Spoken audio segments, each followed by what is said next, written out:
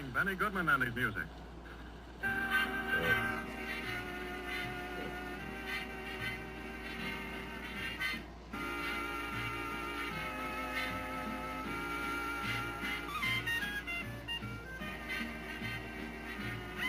Morning, everybody.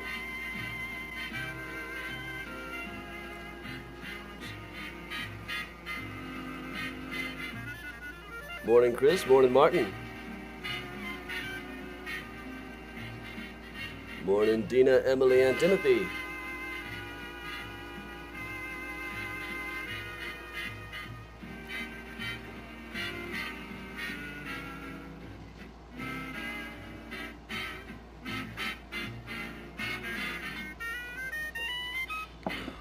Benny Goodman, ladies and gentlemen, the man with the torrid clarinet and the even more torrid band who purveys assorted rhythms, all danceable, in the urban room of the Congress Hotel in Chicago.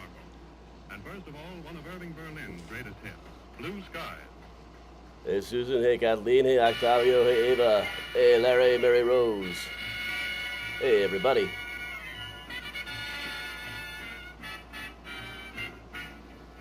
Hey, Todd. Good seeing some of you yesterday. I got my silent film costume on. Roll! Hey, Denise. Hey, Mom and Dad. Hey, Kelly. Hey, Lisa.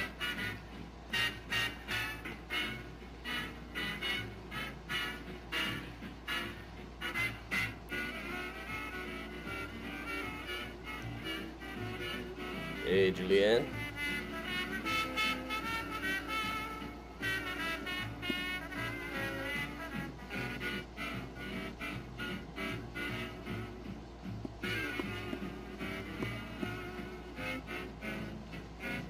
Bonjour, Martha.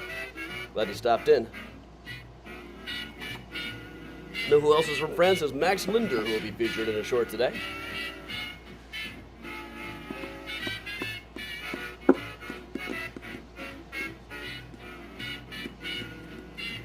Hey, Alexandra.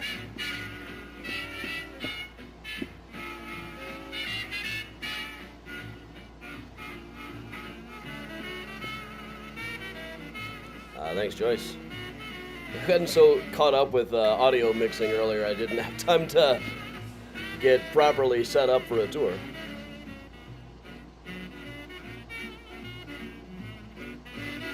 Determined one of the songs I was working on was just all wrong, so I totally re-recorded it. You know, it has like a Billy Idol vibe. I'm pretty pleased with it now. Hey, Rebecca. Hey, Gary. Hey, Gail. It's coming along anyway. Once I get locked into like audio mixing, it's like literally a very, for an ADD kind of kid. That reminds me I'm out of Adderall.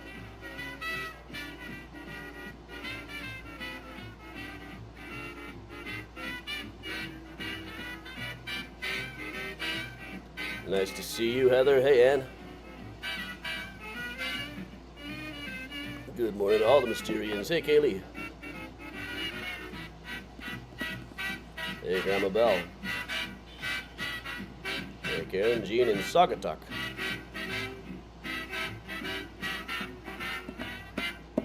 Now, audio mixing for a whole other art project.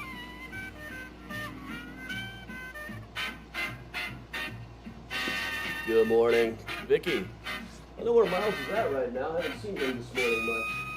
Might very well be in the closet, which is wide open.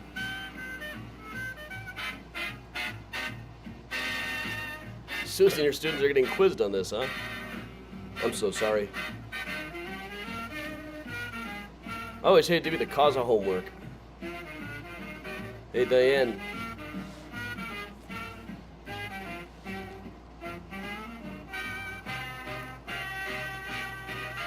Morning, John.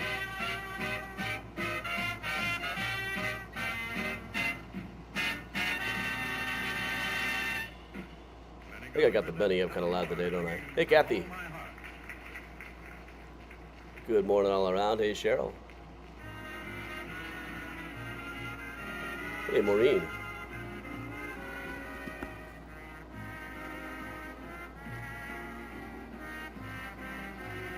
Hey, Peggy. Hey, Carol in Quartz Hill. Wow.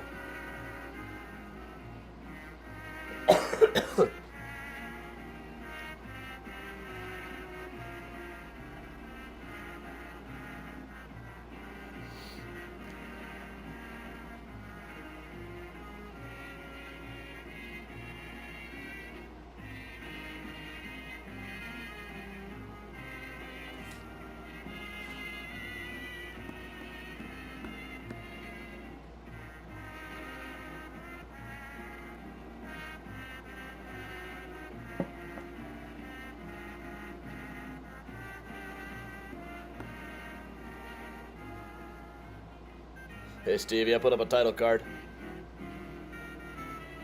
Oh, Lisa, that'll be fun. What are you going to see? Oh, my heart. Susan. Well, we'll cover both of those today. So if they're watching, we'll consider it a study aid.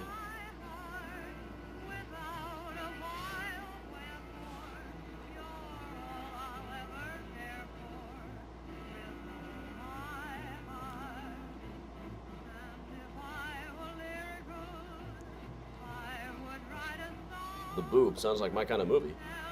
Nah.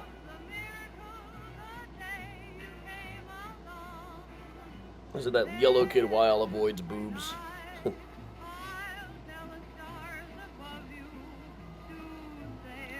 I love you with all my heart. Gotta push a button. Yes, I received my temporary tattoo order. Overall experience. Yeah, I hate it when they ask me for homework after I buy something. That's why I don't have, no, Mysterious Chicago is not unlike TripAdvisor or any of those things. I hate having to bug people for reviews. When is the next quiz show? We'll get to one pretty soon.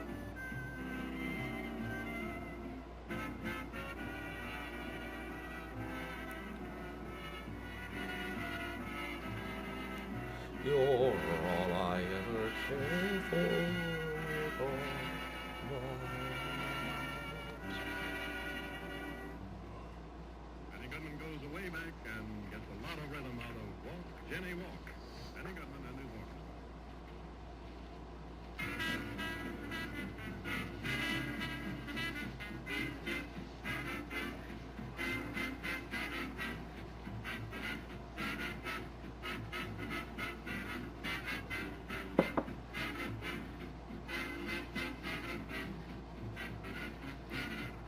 Hey, Kathleen and Carol. Good morning, everybody. It's a nice leisurely day today.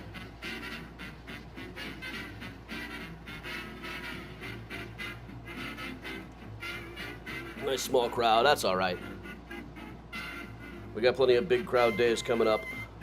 Laura, if you're out there, I got to get your tickets moved over. If there's anybody whose tickets I was supposed to move over for the boat tour from 6:30 to 8:30 or the other way around, but I didn't do it yet, please let me know. Moving from 8:30 to 6:30 is a little bit trickier, as the 6:30 tends to be full. 8:30 still got some space. Last I checked, anyway. Let me see here.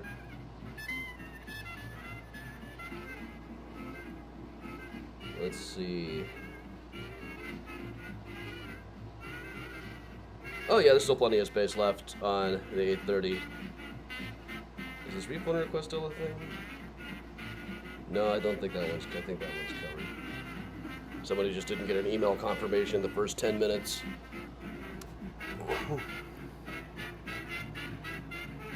Hey, Ashley. Good morning, everybody. I got off to a bit of a late start today. I was just wrapped up in an art project.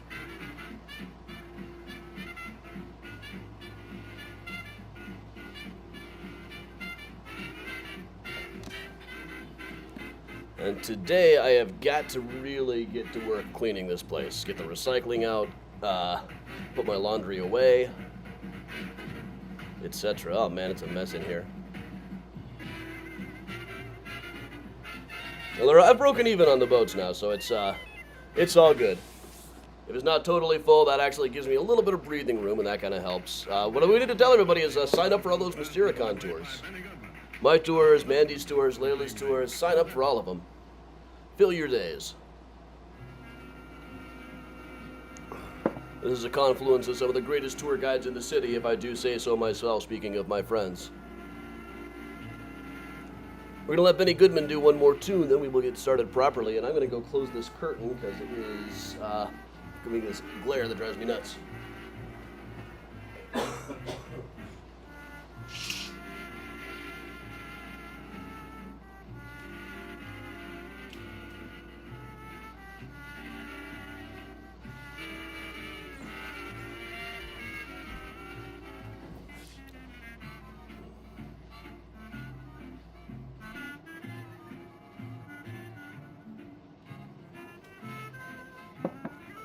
Morning, Gene. Hey, everybody, all 100 of you, 102 of you. Heather, just got your message. If you're sending me requests like this, please, I recommend email. It's a lot easier for me to search and find the emails. They get archived a lot better. Happy birthday, Gene.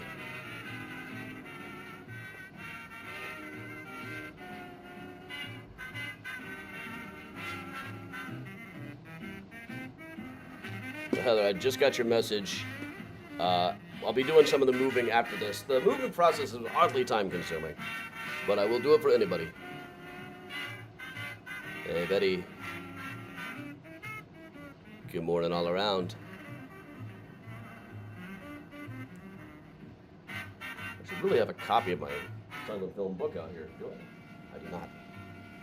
Letting Benny finish up one more tune. Maybe we'll get started properly with this year tour. Hey, Amy.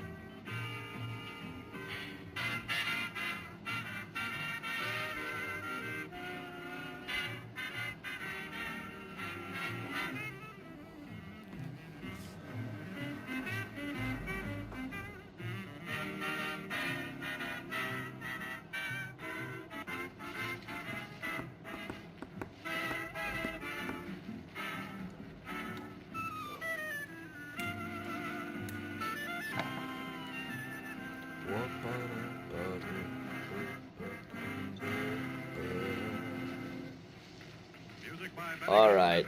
That's Benny Goodman coming to you live from the Joseph Urban Room of the Congress Hotel in downtown Chicago, sometime after the silent film era had ended, really, about 20 years after it moved out of Chicago.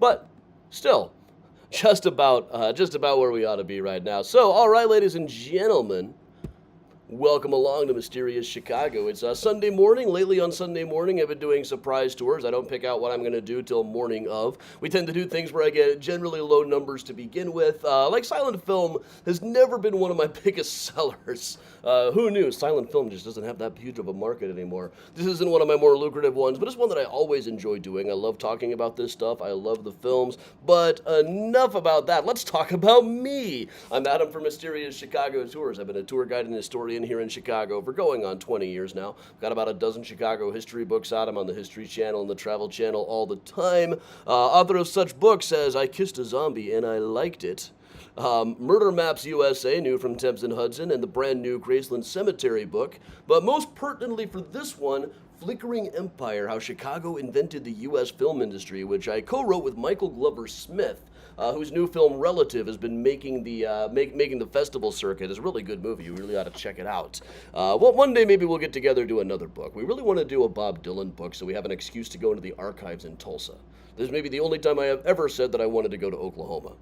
Well, no, I wanted to go to the Woody Guthrie Free Folk Festival in Okemah a few times. But all right, so we're going to talk about the history of silent film in Chicago today. It's something that kind of gets left out of Chicago history. We're so caught up in our political history and our crime history that we don't always talk about some of the artistic stuff, some of the good stuff. Like there was a brief period from about 1907 to 1914 when Chicago was the place to go to make movies. This all kind of goes back to the World's Fair of 1893. Now, the World's Fair was sort of like a preview of the 20th century for people.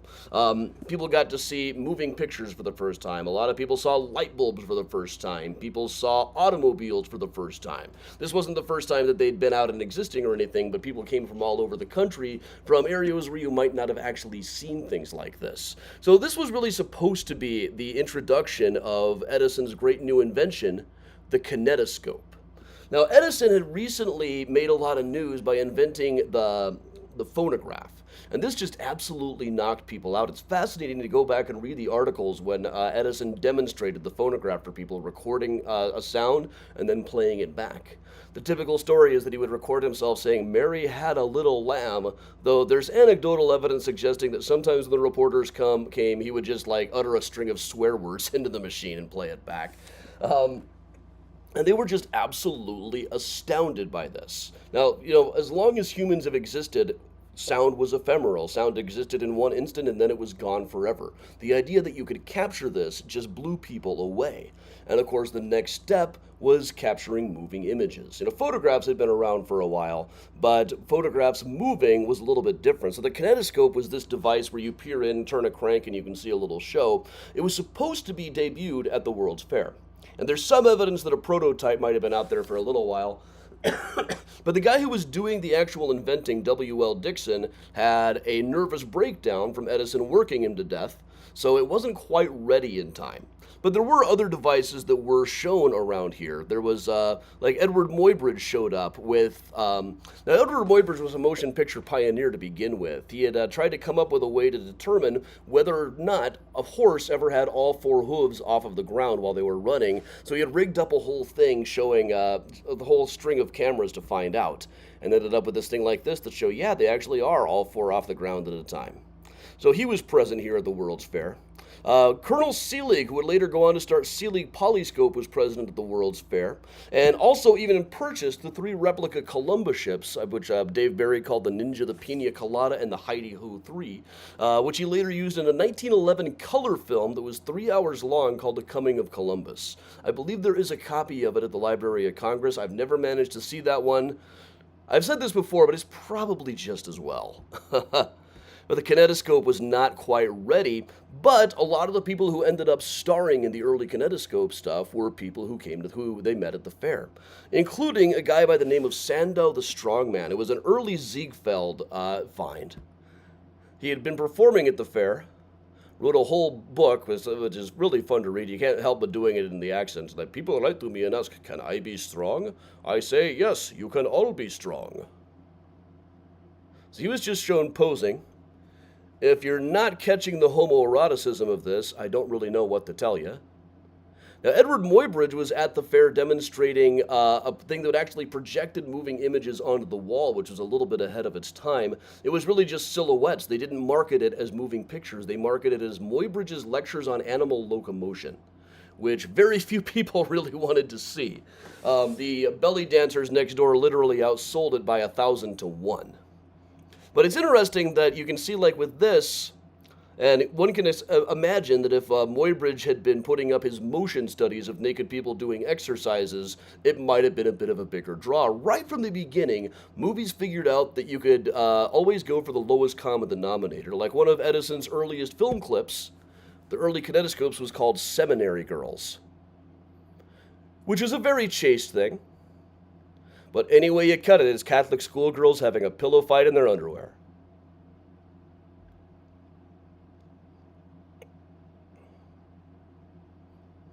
Until the matron comes in.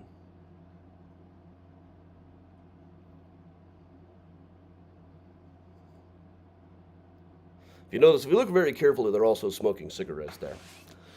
So, the World's Fair definitely had an influence. A lot of the people who were part of the early silent film industry went to the fair, saw things there, were inspired by it. It was only 3 years later that anything was actually filmed in Chicago. The very first thing filmed here was by the Lumiere brothers. They sent out some cameramen all over the world to get little films. Then the one they ended up with in Chicago was called Police Parade. Now, here it is.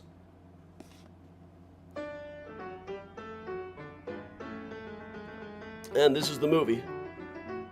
Police officers walking on Michigan Avenue. You notice of the 200 or so, 197 have mustaches. Nothing in the world is as popular today as mustaches were then. Wish we knew more about which cops these were. Like which one of these guys were in the Holmes investigation the years before. Here's one of the non-mustache guys. Boy, does he feel silly. Another one like back in the crowd. You kind of have to look, but they sure stand out. But this is a really well-composed shot. One thing we got to say for it, it's very well designed, it's very well set up. The angles are all well thought of. The lines are all well thought of. For a one-shot movie, it's really very well put together. Now, it was only about a year after this. This is kind of what movies were like at the time. When people went to a moving picture show, it was usually just a horse running around or the view out of a train. Early 1897, we had the first one that was kind of a marquee attraction. It was clips from the McKinley inauguration. And even then, it was mostly just people walking down the street. But it's an early example of a movie that was advertised for what it was a movie of, not just that it was a moving picture. I'm not sure that had ever really been done before. There is a still frame from it up at the museum in Waukegan. It was filmed by Mr. Ament, who we'll get to in a second. But the very year after this, 1897, when most movies were still just a couple of seconds of nothing, there was a film of the Fitzsimmons prize fight. Music by the Limited Time. The Fitzsimmons Corbett fight. They filmed the entire hour and a half thing and screened it. This was like way ahead of its time, a movie that long. And incidentally, when they were first talking to Edison about making moving pictures, the first thing every reporter said was, we could record prize fights. The people lined up to see this. It was shown at the Opera House in Chicago, even though everybody already knew it was going to end with Fitzsimmons knocking the guy out with his famous solar plexus punch. The referee was on hand in Chicago. But this gave people, even people who weren't that interested in boxing, could come out to this and get an idea of what the new medium was capable of. Fitzsimmons is now at Graceland Cemetery, incidentally. So is Jack Johnson, who beat him in a fight a few years later. So, meanwhile, we had a few of the people who came through the fair and were inspired and started making silent films of their own, included George Spoor, who had the idea to project them on the walls. He wasn't the first ever to come up with this, but the story goes that he went to one of Edison's kinetoscope parlors on State Street in Chicago, looked down, was turning his crank, and while he did, somebody picked his pocket. And he thought, hey, there's got to be a better way. But a lot of people figured you could have hundreds of people at once instead of one at a time. There was obviously money to be made. One guy experimenting was a guy named Edward Ament, who was operating up in Waukegan and had invented a thing called the Magnoscope. So this was a really big deal, movies projected on the wall. And he was doing things like what they called the first actualities, newsreel clips, such as this clip of a bombardment in the Spanish-American War that a lot of people thought was actually real. It was actually made out of models. They looked about like this, but people were very easy to fool with photographic stuff in those days. They didn't really know all of the tricks. But he was operating out of a building that he had built for himself up in Waukegan. With you can see the roof opens up. Well, this is Edison's version of it. This is called the Black Maria. The whole roof opened up to let all of the sunlight in. Because even Edison, with the light bulb guy, did not have enough artificial light to really get good movies at the time. Then in 1903, Mr. Spoor was involved in a movie called The Great Train Robbery, which is often considered the first real movie, the first hit movie. First movie that was a hit in and of itself. There's a famous shot at the end of it where a guy just fires at the camera. And, there's always a lot of anecdotes about people being terrified of that. And, incidentally, anecdotally, my great-grandmother his father owned a silent film theater in Seymour, Iowa. She wrote that she was always afraid of the horses running around on screen. So at least little kids might have been scared anyway. Here's a scene from this is Bronco Billy Anderson appearing in The Great Train Robbery. He would later team up with Spoor, doing a great death scene here. And also playing the guy who is made to dance. And the bandits come in and start shooting at his feet.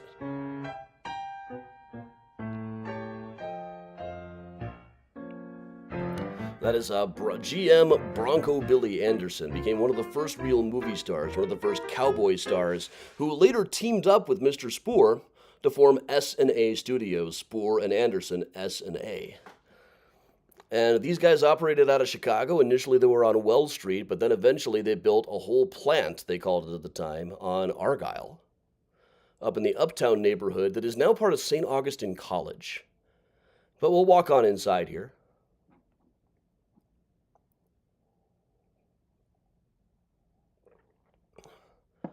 I wish I could find all of the data that I got from the museum in Waukegan. Mike and I spent the day there doing research, and I took a lot of pictures, but I don't know what became of them now. A lot of the stuff from researching this movie, I just somehow it got lost. I don't know.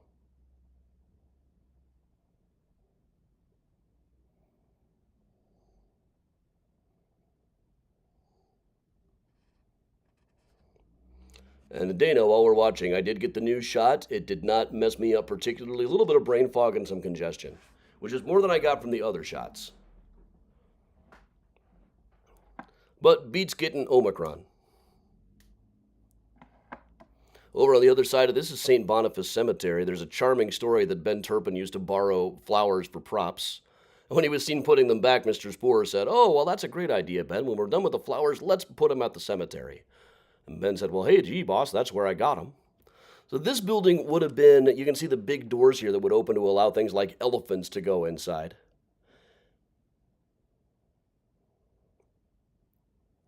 I'll show a bit of, down in the basement, they still have a vault that says store safety film only. It's just used for storage now. There's no film down there, not that we didn't look.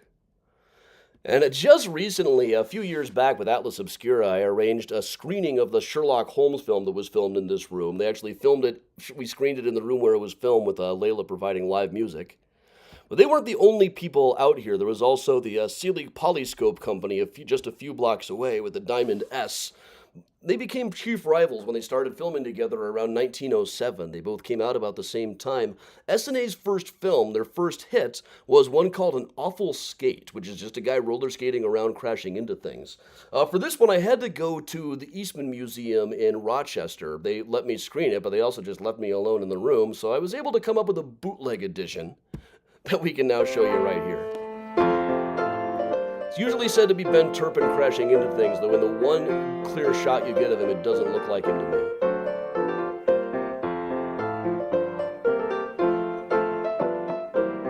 Here he comes. Boom!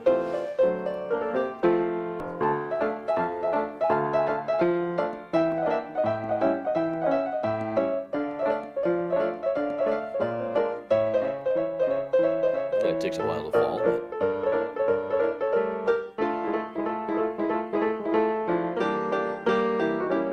This all would have been filmed around Old Town, though I haven't been able to match it up to any exact spots that are still standing. And here he comes. Clothesline! Of course, when you clothesline someone, you're supposed to knock them down.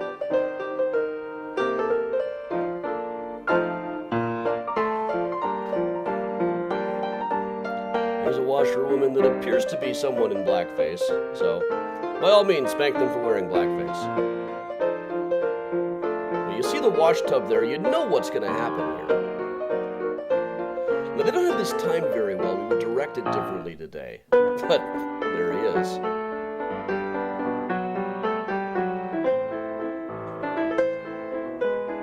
You know what's going to happen, and it does happen. Later on, guys like Laurel and Hardy would set it up so it would happen exactly at the right second to happen, almost like a symphony. And this one, the shots linger a little too long, they start a little too early, as they were still learning that kind of stuff. But this was a whole art form and business they were making up as they went along, and really, what's not funny about guys crashing into each other on roller skates? Here he comes. Boom.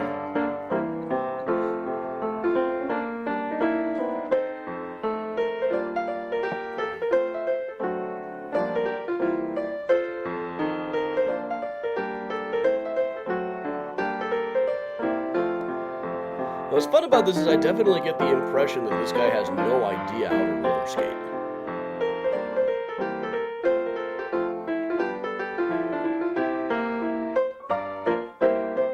There's another one like this with a bicycle that's not quite as much fun to me. It goes on a lot longer.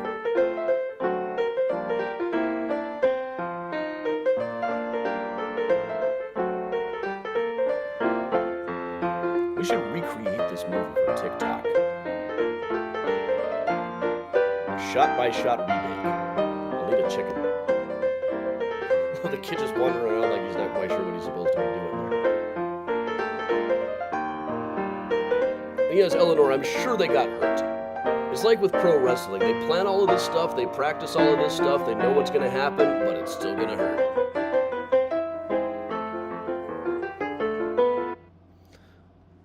There's a brief intermission. Sea League Polyscope watched what SNA was doing here, then ended up filming their own version that they marketed and hoping people would think it was the same thing. But this is called the roller skate craze, and this one I have edited down somewhat.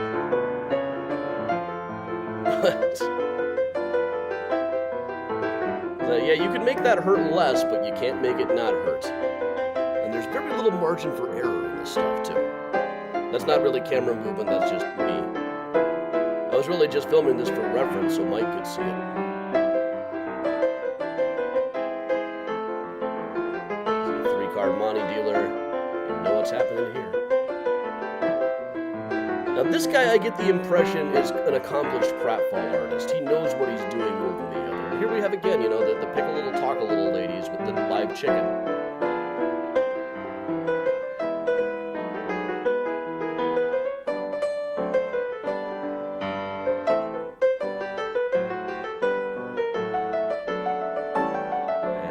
Clothesline.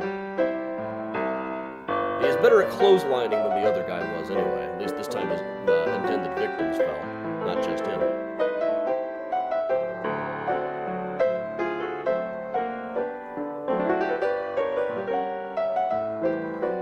Yeah, this one is still funny, but to me it's funnier when it really seems like the guy doesn't know how to skate.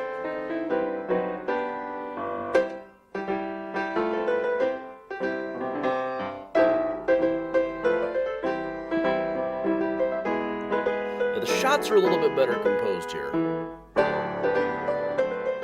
As Marie points out, they've got him wearing something brighter so he stands out a little better.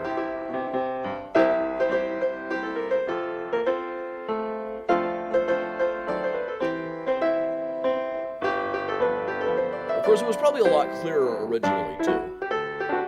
What we're seeing here is a copy of an old print that's been digitized, that was fixed up, cleaned up some, but not like digitally restored or anything.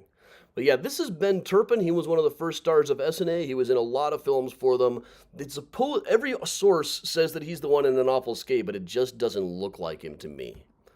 So that was SNA Studios. They eventually signed up people such as Francis X. Bushman, an early star who bought himself a purple limousine with a spotlight mounted on the dashboard so people could see that it was him.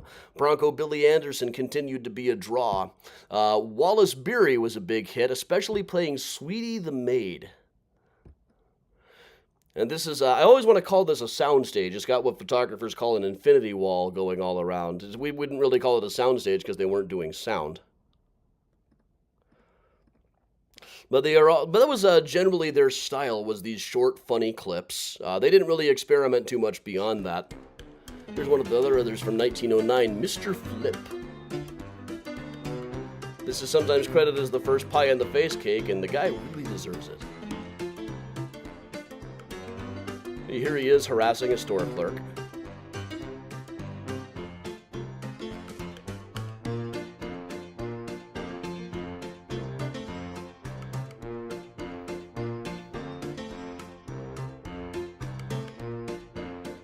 So they go for scissors up the butt.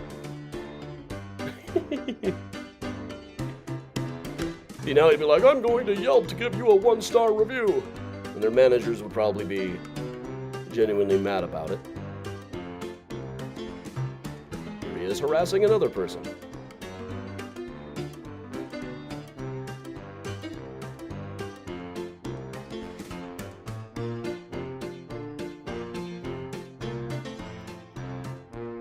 And they spray him down with seltzer, notably avoiding his crotch.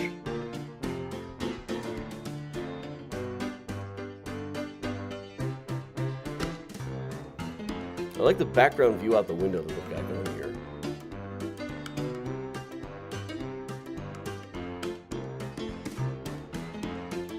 This is sometimes credited as the first pie-in-the-face take in a movie. I'm sure it had been going around in vaudeville for years by then.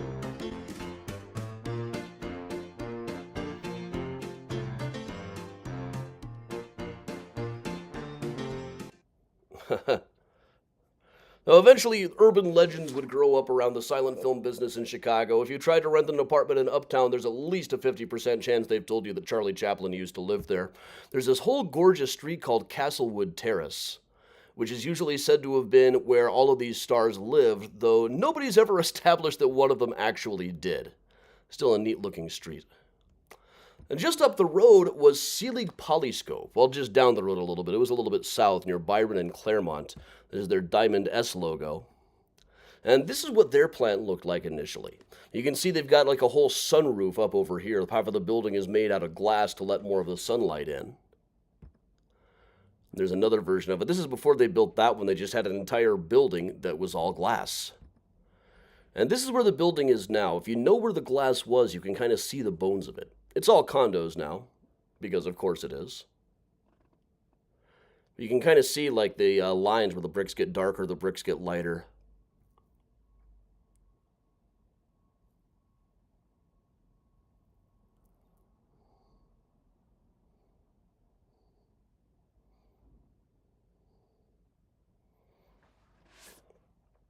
So they can see, but they still have the Diamond S logo right above the door.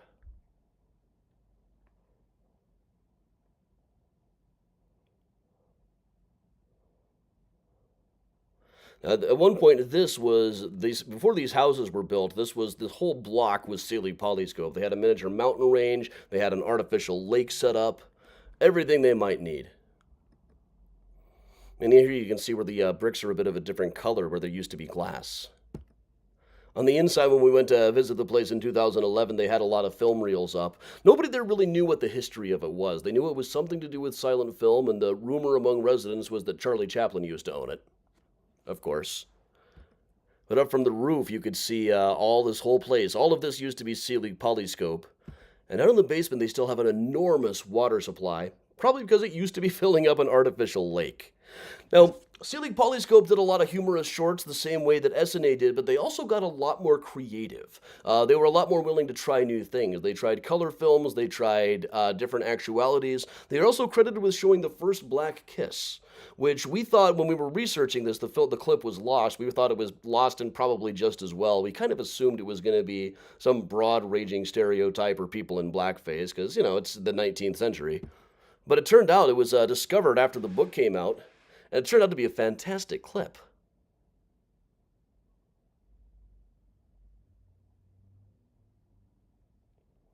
It's hard to see this and not smile.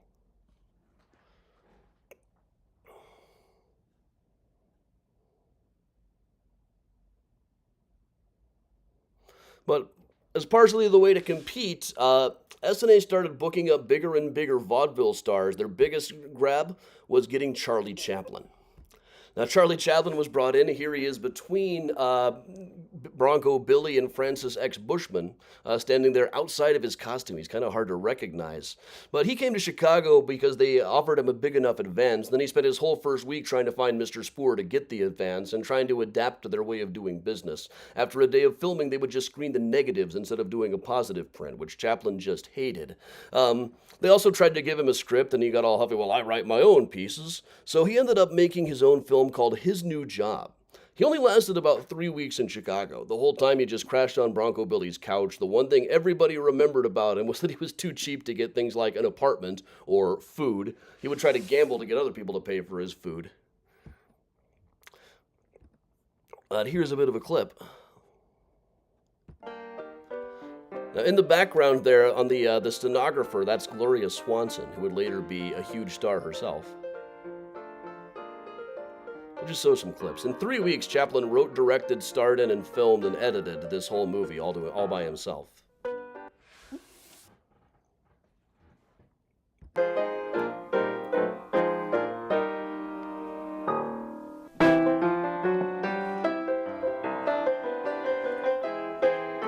But then after that, he went and filled out the rest of his contract at the California plant that they had set up in Niles, California.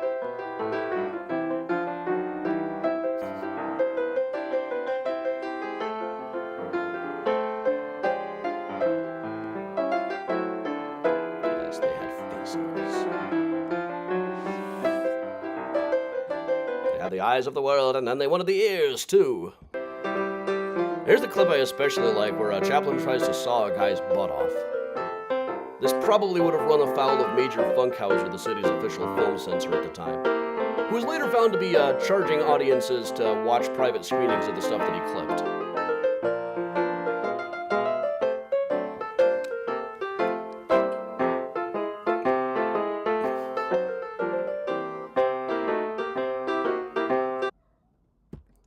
Now this is about the best version I could find of a picture. I think there's a better one here. Yeah. Yeah, this is Chaplin working with Gloria Swanson. He had initially picked her out to be the leading lady. But after a bit of rehearsal, she just said, "Mr. Chaplin, I don't see what's funny about all this." She wanted to be a bit more dramatic. Now, she had gotten the job at SNA because a friend of hers said, "Hey, you know, those moving pictures, they film them right down the road, and you can get a job doing it." And Gloria said, "Okay, that sounds like a fun afternoon. Maybe I'll make enough money to buy a dill pickle." And then at the end of the day, she looked at her pay envelope, and it was $3.50, which was enough to buy lots and lots of dill pickles. Eventually, in the book, I figured out what her salary would be in the 1920s when she became about the most popular actress in the world, and just as famous as Chaplin. Really calculated her salary and how many dill pickles she could have bought. Now, eventually, in the 1930s, after her career was on more of a downswing, her accountant sat her down and said, "You've kind of run out of money," and she wrote, "Well, I didn't have to ask where it had all gone." But she's still all right. So when Chaplin left, they tried to replace him with Max Linder, a French comedian. This is a clip of his called "Max Wants a Divorce," where he finds out that getting married, he has forfeited a huge inheritance. He says, "Well, we'll get a divorce, then we'll still get the money." But of course, she's really upset. And he reminds me so much of John Astin playing Gomez Adams in this clip.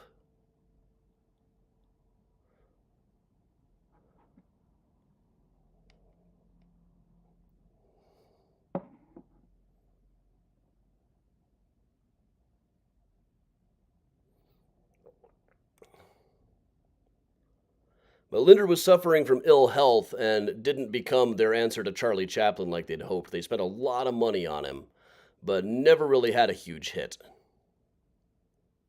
But it's probably just a matter of time, as really his clips are great. They also, at Selig Polyscope, filmed the first version of a Sherlock Holmes movie. Now, William Gillette had been going around playing Sherlock Holmes on stage for years. He was one of the most well-known actors at the time, and a lot of what we think of when we think of Sherlock Holmes does not come from Arthur Conan Doyle's stories. It comes more from William Gillette's playing him. Now, for years, this was thought to be lost, but right around the time we were finishing up the book, somebody found a print in a vault in France. So here's a bit of a clip. I'm going to run and refill my coffee.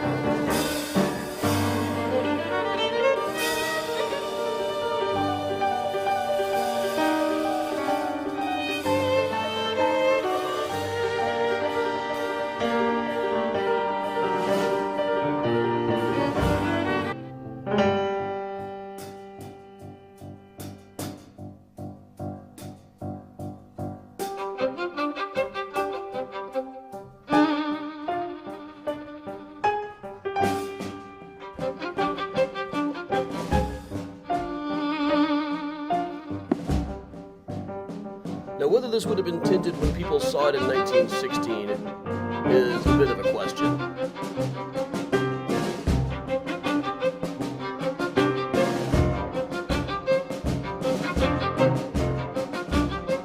And when it was found, it was missing the title cards.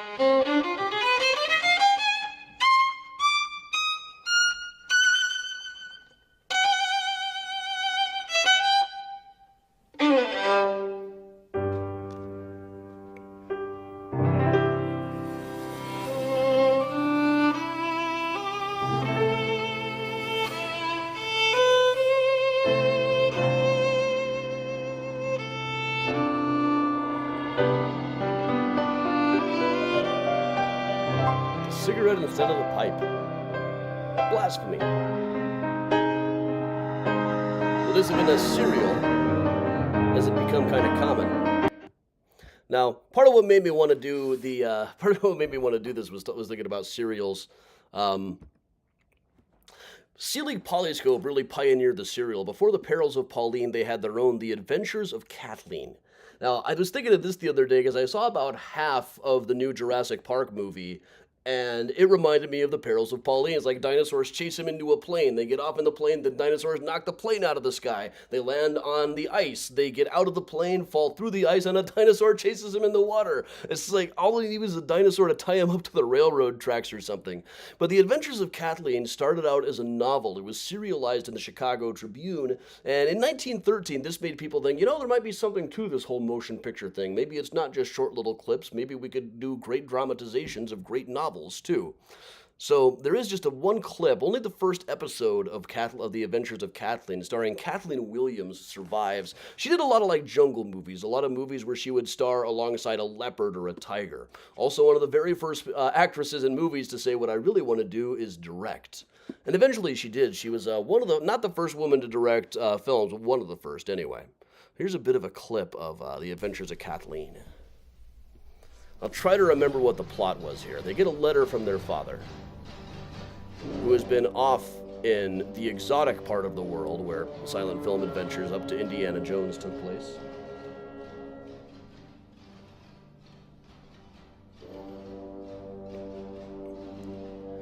And the letter says, I am well, but he had told her, if I say that I am well, that means I am not.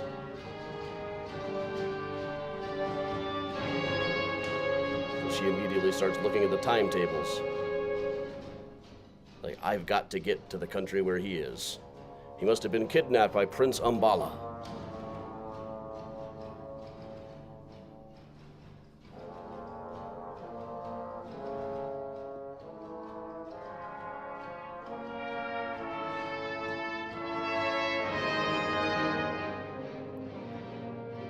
On the train over, there's a lion on board.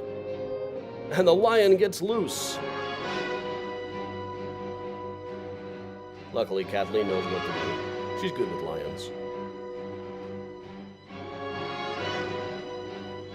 I tried to figure this out by following along in the novelization, but it doesn't totally work.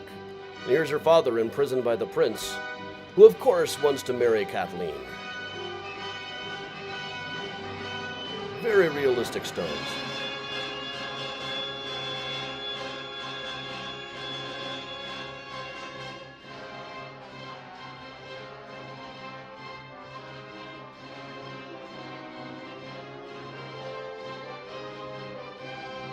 They always had quite a menagerie over at Selig Polyscope.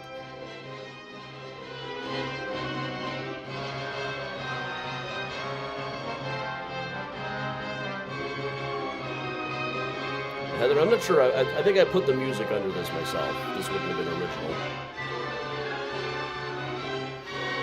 He negotiates with Prince Umbala, who says, your father is dead. These are his ashes.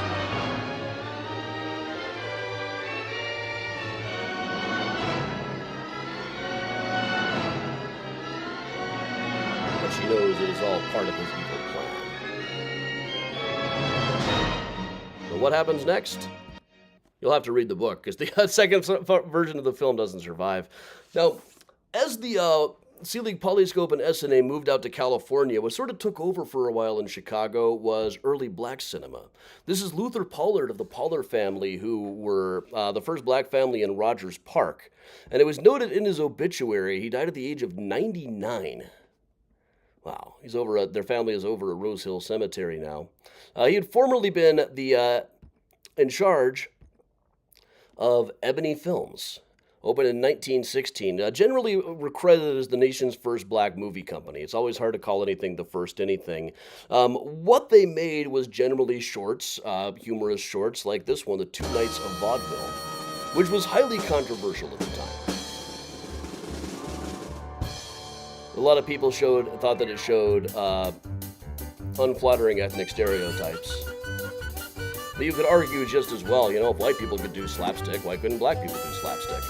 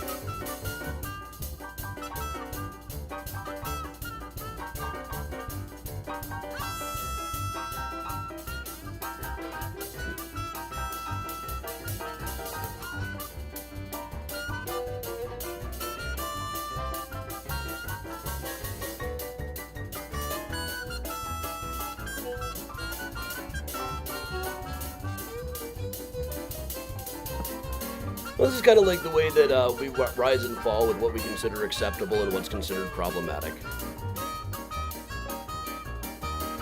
Again, see, anytime that you see black people acting kind of obnoxious, people would see that was buying it into a negative stereotype. But like similarly, about 40 years later, 35 after this, there was the Sound of Jazz show where Nat Hentoff, the director, just had everybody dress in street clothes, a sport coat and a tie and a hat like they would for a regular jam session, and that was highly controversial that he didn't show them in formal wear. But the first really important black film director was a guy named Oscar Micheaux, who started filming in Chicago, specifically filming as a response to Griffith's Birth of the Nation, which was incredibly important in the growth of language of cinema, very difficult to watch today because it's racist as hell. But here's a clip from Within Our Gates, which was filmed in Chicago, though finding the location has proven difficult.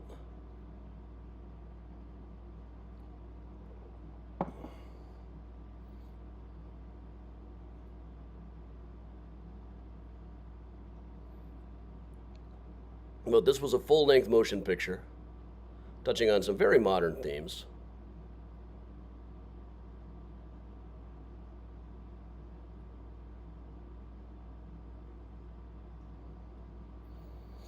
I will say not much of the budget went to getting realistic fake beards.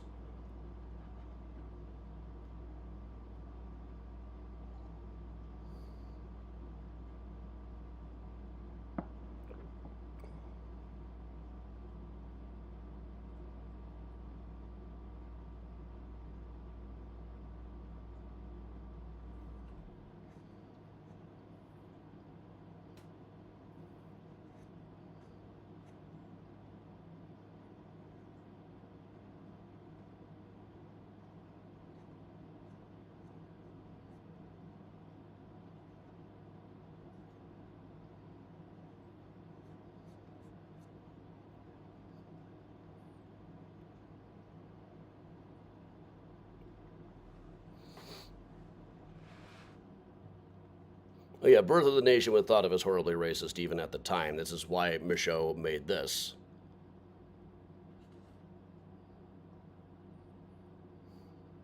Basically calling out any person who wasn't saying Birth of the Nation was horribly racist.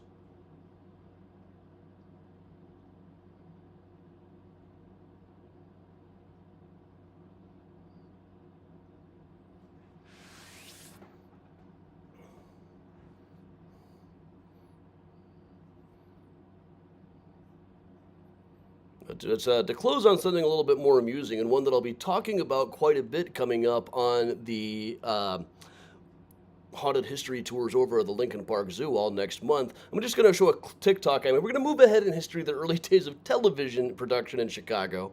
There was a show called The Kukla, Fran, and Ollie Show, a puppet show that was popular with kids and adults. Margaret Truman said it was her favorite show. But then one day they had kind of a dubious honor, a dubious first. You know, we talk a lot about innovations that Chicago brought to the world, but one thing that tends to get left out is that in 1950, Chicago TV broadcast what was probably the first televised dump. The scene of the crime was the Kukla, Fran, and Ollie show, Bert Tillstrom's puppet show that was popular with both kids and adults. October 27th of 1950, they brought in Marlin Perkins from the Lincoln Park Zoo, who came on the show bringing a skunk named Sweet William. This is Sweet William. This is Sweet William. Oh, hello there. What is it, a Persian? No, Persian. Sweet William had been descented, but could still stink up the room the same way that most animals can. Let's roll the clip. Come on in. I met Mr. Perkins in spring. Oh, hey, And Sweet William Let's is put him fine. back up here again. Great. Oh, I'd just like to know which way is good. Go! Oh, did it again. Oh, for goodness sake. Sweet William, you aren't behaving Well, I just very happened- well here this evening. My goodness, what an This was all my idea. Now, this was a live broadcast, so all they could really do was improvise. Sweet Marlin? William, you get down on the floor now and behave yourself, because that isn't the way a skunk should behave on a I'm program. afraid not, Marlin. You just never know what a skunk's going to do to you. Oh, dear. Not my even- friend. And me and my fine ideas for Halloween, I Yeah. dressed all up. Kukla came out and tried to blame the whole thing on Beulah's hat. Can I sing a song? You, I don't think there's anything you could do that could help. Kukla then noted that President Truman's daughter had just said that this was her favorite show. I heard today that Margaret Truman liked our show best. Well, it's all over now again. Finally, Ollie, the other puppet, came out. Geez, isn't this wonderful? What happened? Anything exciting while I was gone? No. I decided not to be afraid anymore. I thought, well, I might as well just come up here and... Ollie, for heaven's sake, just say something. What? Oh, remember in television, it's RCA.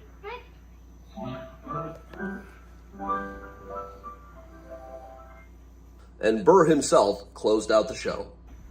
And this is the janitor, Bert Tillstrom. Good night.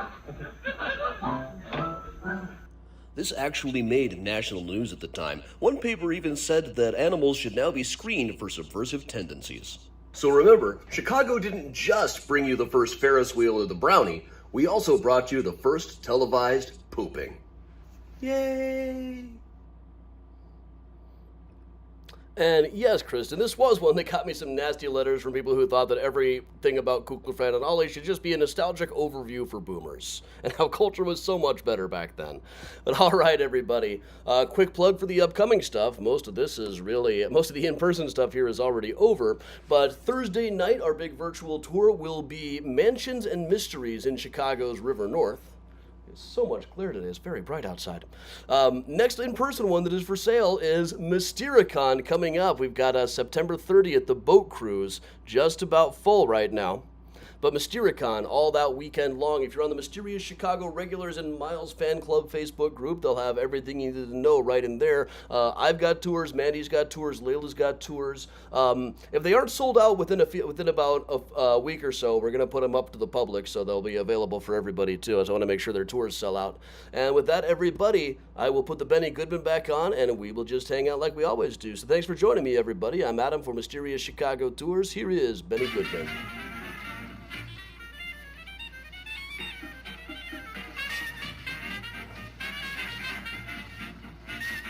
Kristen, Mandy, and I have been taking notes for something like that for quite a while.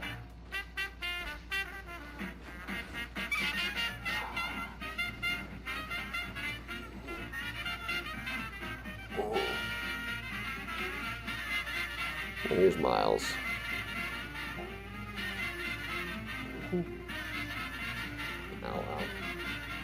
No.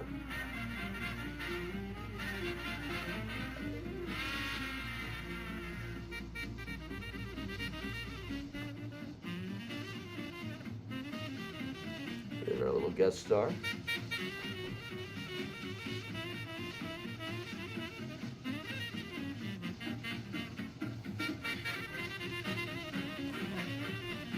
Hey, thanks everybody.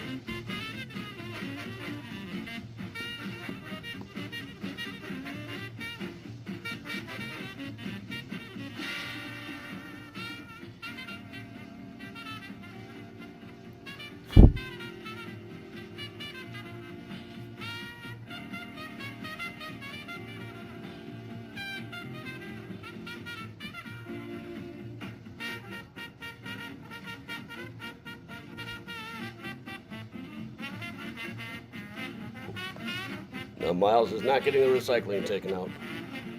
One of the boxes broken down.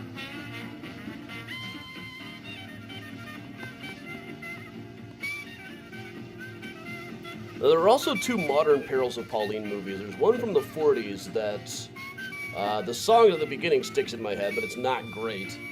And there's one from the 50s or 60s that's really very good. It's harder to find. I want to say, what was Danny Kaye in it, I think? Let me see here.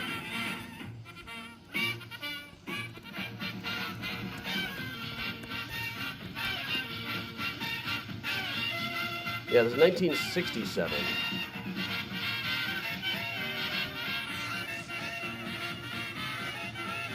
Oh, and there's Pat Boone.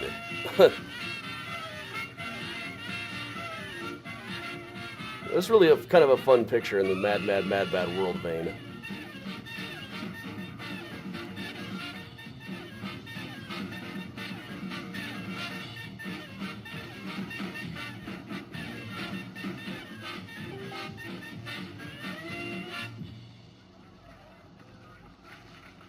And that would put rhythm in the feet of a wooden Indian. That was the bugle call rag, Benny Goodman's own arrangement. Thanks, everybody. The popular tune, Thanks a Million.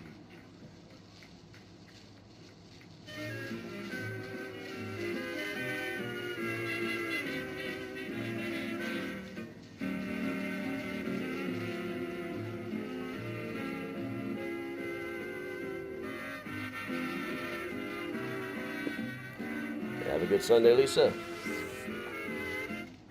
I'll show you more of the floor where Miles is playing, but it is a mess right now. Gotta finish that up in really, I gotta do this week's Patreon post. I want to do a few weeks of Patreon in a row. But I found enough stories just in the week of stuff that I was doing in the History Museum last week. Just in the Chicago American Microfilm Reel. There's always new stories in that.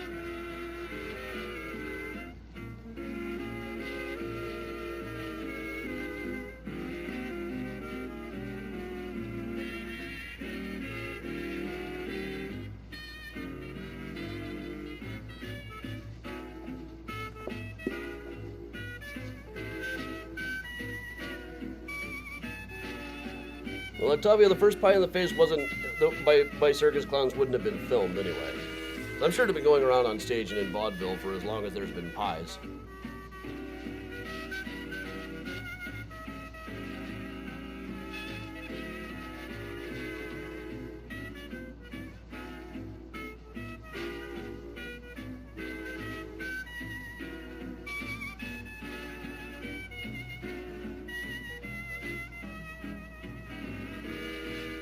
Thanks, Christine. Oh, ho, ho, ho, George. George, why didn't you just pay H.H. Holmes the $6.28? I guess that's just Pullman for you. And here's Helen Ward to tell you all about it.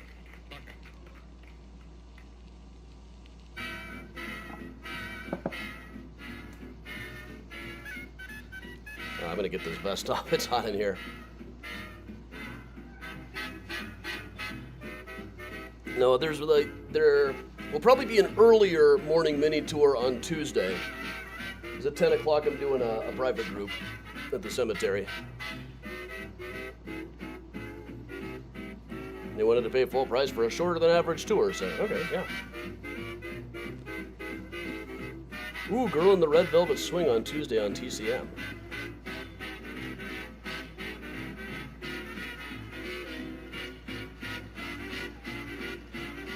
Here we go, Miles.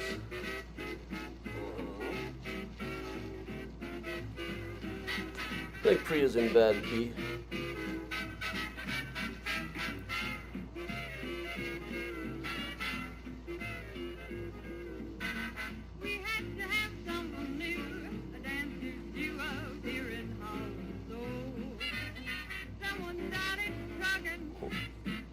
Thanks, Amy. Yeah, Miles, I know. Daddy knows.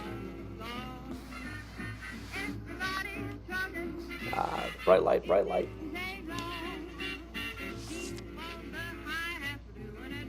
So it'll be up online pretty soon. Yeah.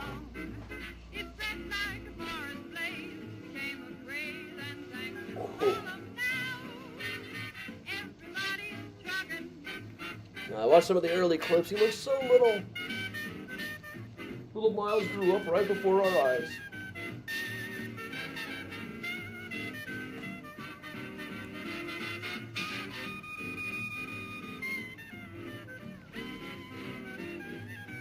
George Rath Meatpacking. Okay, so that was the hot dog king of Iowa, a little before my time.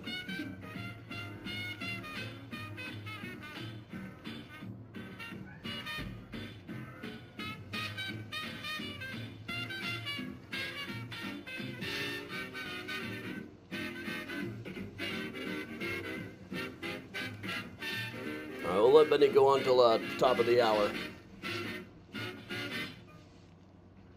Benny Goodman presents On the Alamo.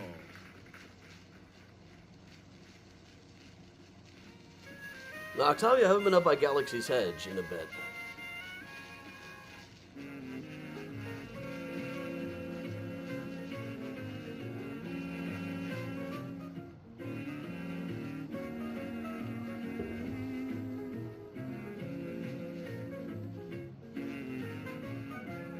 Miles. Trying to climb right up my back.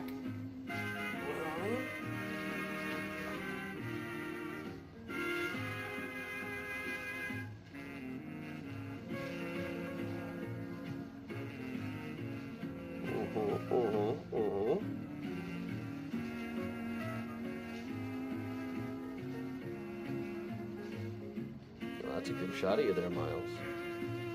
Very good shot.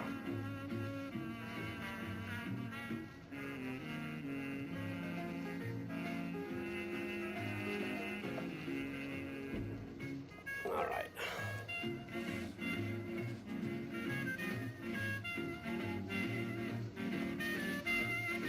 Well, yeah, you want all the attention now, huh?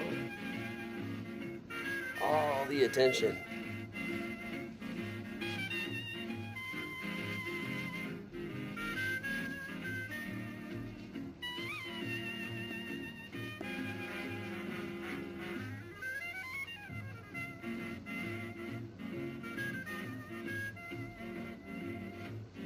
Kristen, one thing at a time. I'll do it this afternoon.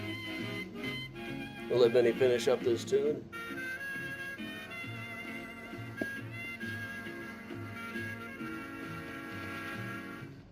As you see that, a couple of cats named Fred and George say hi to you. They're on the other side of this screen.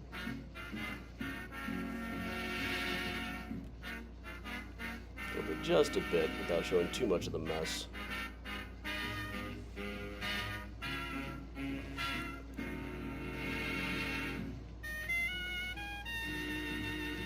False ending there, Benny.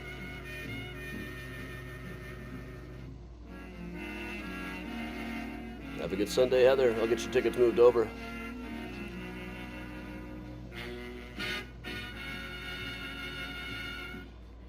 Eeny, meeny, miny, moe, and we sit. All right, everybody. That's Benny wrapping up. That's me wrapping up. We'll be back tomorrow for Mural Monday. We've got stuff all through the week, as we always do. So until then, everybody, thanks a lot for joining me for this week's surprise Sunday morning tour.